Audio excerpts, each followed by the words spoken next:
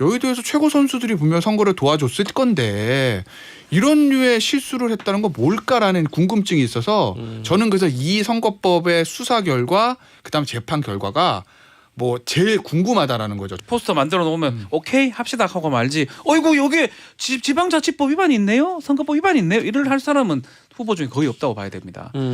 근데 이런 좀 터무니없는 실수를 해가지고 이렇게 선거법 위반이 되는 거는 이해하기가 좀 어려워요. 이제 이게 시사특공대. 청와대 대변인 출신으로 이번 4.15 총선 당선됐던 화제의 당선자 중 한 명이죠. 광진의 고민정 의원 지금 선거법 위반 혐의로 조사받고 있다고요?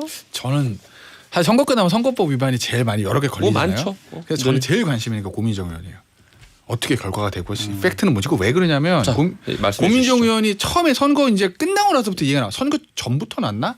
이 얘기가 나왔을 거예요. 근데 이게 이제 야당 당시 이제 오세훈 후보 측의 고발이 아니라 지역 선관위에서 고발한 거거든요. 네. 근데 선거법이 선관위에서 자체 조사해서 이거 문제 있는데 하고 검찰 고발한 거 있잖아요. 이게 제일 커요. 나중에 결과. 왜냐하면 선관위에서 이제 프로들이 보고 일단 1차적으로 문제 있다. 이건 배지 떨어뜨려야 돼라고 판단해서 간 거니까.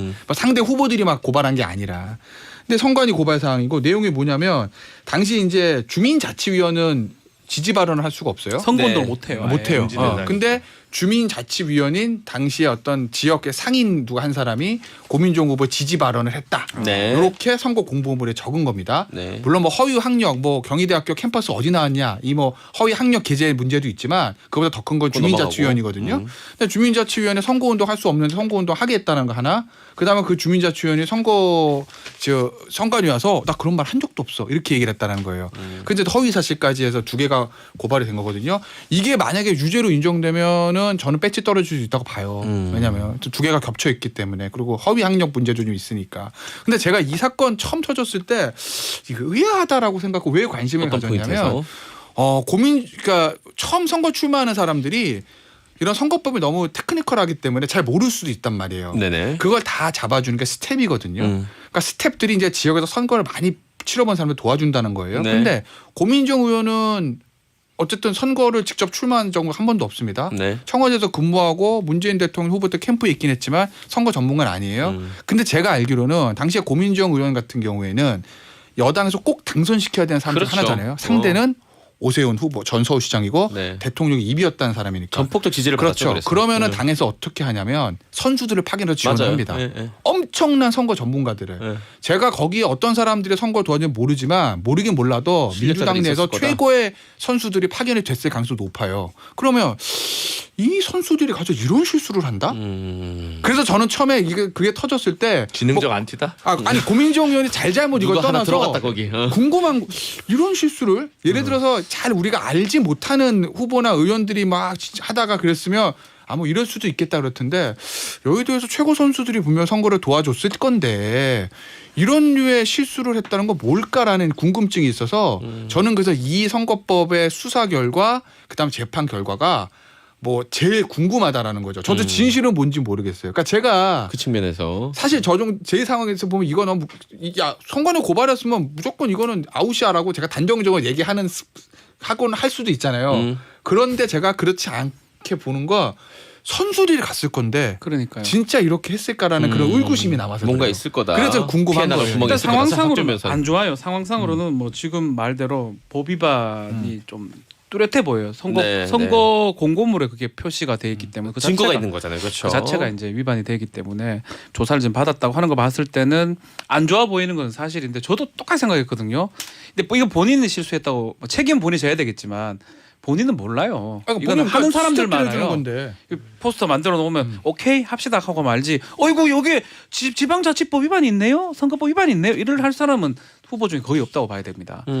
근데 이런 좀 터무니없는 실수를 해가지고 이렇게 선거법 위반이 되는 거는 이해하기가 좀 어려워요. 그래서 이게 다 선관위 고발 사항이 그 다음에 검찰에서 그대로 다 인정돼서 기소를 하면 네. 그러면 법원에 그 유죄가 나오면 이건 그냥 배치 떨어지는 거예요. 제가 봤을 때 못 살아낼 거예요. 근데 이제 이게 예를 들어서 아직까지 저가 다 알지 우리 알지 못하지만 못하니까. 뭐 검찰 수사 과정에서 뭐 사정들이 나와서 일부가 빠진다든지 그리고 법원 같은 일부가 무죄가 나오면 뭐 살 수는 있겠습니다. 알겠습니다. 지금 고민정 의원 얘기만 했지만 몇 분이 더 있습니다. 지금 좀 소개 좀 해주세요. 어떤 분이 지금 민주당 이상직 의원, 이상직 의원. 예, 그 뭐 지방 의원들한테 그 중진공 그 이사장이었거든요. 네. 이분은 사실 요즘 그 본인이 그 회장이었던 그 저가항공 항공사 그 문제 때문에 더 이스타 때문에 더 네. 이슈가 되긴 하는데 명절 선물 돌린 것 때문에 사전 선거운동 혐의로 좀 기소가 좀 유력한 상황이고요. 그 안양의 민병덕 의원 초선인데 경선 과정에서 이제 권리당원한테 이렇게 투표하면 설명회 같은 걸 열었는데 네. 요거 그러니까 본선에서의 문제가 된 건 아니어서 네. 또 어떻게 가닥이 잡힐지는 잘 모르겠습니다. 당에서 정리해줘야겠네요. 네, 그리고 이제 뭐 과천의 이소영 의원, 통합당 쪽에서도 김성교 의원, 홍석준 의원, 그 다음에 뭐 윤상현 의원 얘기도 좀 나오고 뭐 몇 분들이 있는데, 근데 사실 예년에 비해서 이게 관심도가 떨어지는 이유는 네. 이렇게 배지가 한 7개, 8개 날아가면 국회 지형이 바뀌어야 되는데 여야 의석수가 너무 차이가 나기 때문에 큰 그게 안 된다라는 게 1차고, 두 번째는 예전에는 그 보궐선거를 1년에 2번 했어요. 그래서 전국의 중간평가를 계속 받고 네. 그걸 가지고 야당이 뭔가를 축적하는 게 있었는데 이제 연 1회로 줄었잖아요. 그럼 그러다 보면 사실 이게 또 대법원 판결까지 가서 확정 판결 나려면 사실상 대부분은 다음 지방선거쯤 돼야 이제 투표를 하거나 해서 묻혀가지고 중간 평가적 성격의 재보궐로 좀 엮일 가능성이 좀 적다. 그런 면에서 사실은 상대적으로 예전보다 좀 관심도가 좀 떨어지는 측면이 있어요. 만약 여기서 그 누구냐 이재명 지사처럼 대권 후보급이나 뭐 서울시장급 후보가 좀 문제가 되면 좀 관심이 있을 텐데 사실 상대적으로 좀 생소한 이름들도 많이 나서 굵직하지도 좀 않아요. 네. 선거 이제 법 위반들이 있는데 조사를 지금 그러니까 받고 있는데 돈이라든지 뭐 서모, 허위 사실 공표 뭐 그런 공천 것들 헌금이라든지 예, 뭐 그런 이런 게 게 없으니까 없어요. 눈에 안 띄어요. 이게 다 그냥 법 위반은 맞아요. 맞아 보이는데 그 중에서 고민정 그건 좀 저 커 의원 보이죠. 커 보인다. 정면 직접 위반이니까요. 예를 들어서 그것도 뭐 근데 고민정 의원이 선거 배지 떨어지는 게 만약 가정입니다. 결과가 대법원 확정 판결 올 한에 나왔다. 올해 10월인가?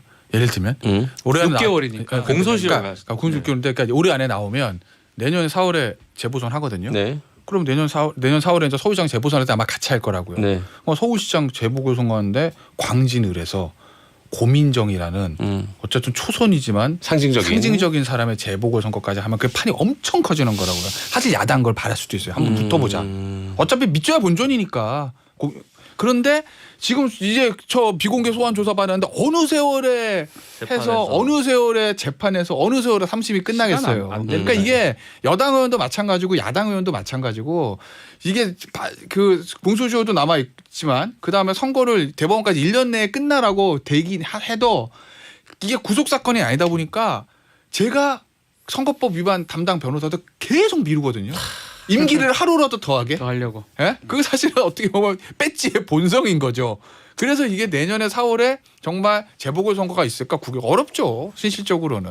뭐 무슨 큰 문제가 있어가지고 무슨 뭐 사퇴를 하거나 이런 게 아닌 이상. 자, 지금까지는 그런데 공수처라는 기관이 생기고 나면 김준호 변호사님 어떤 식으로 이런 문제들이 달라질까요? 그 이게 그 검경 수사권 조정할 때도 선거 범죄는 그대로 검찰에서 가지는 걸로 일단 가닥이 잡힌 게 있었고요. 네. 선거법 위반은 공수처 대상 수사는 이제 할 수는 있는데 아마 왜냐 국회의원이니까 정치인들이 그렇죠. 대상이 포함될까? 거는 기소는 기소를 아마 검찰에서 하는 걸로 겁니다. 정리가 돼 있었죠. 아 예, 그래요? 네, 그럼 네. 이거 공수처하고도 상관이 없어지는 그 문제예요. 수사와 기소 중에 선거에 일부를 관련돼서는? 분리시킨 거를 아니 국회의원은 일부로 그렇게 바꾼 그렇게 아마 법이 가닥이 잡혔던 것 같아요. 공수처도 뭐 이게 계속 차일피일 미뤄져가지고 그렇지 않습니까? 한 달 지났습니다. 7월 15일이어야 되는데. 그래요. 좀 빨리 좀 이것도 어떻게 정리가 됐으면 좋겠다. 시작을 거창하게 했으니까 그렇지 않습니까? 자, 세 분 모두 오늘 말씀 감사하고 다음 주에 뵙도록 하겠습니다. 고맙습니다. 감사합니다.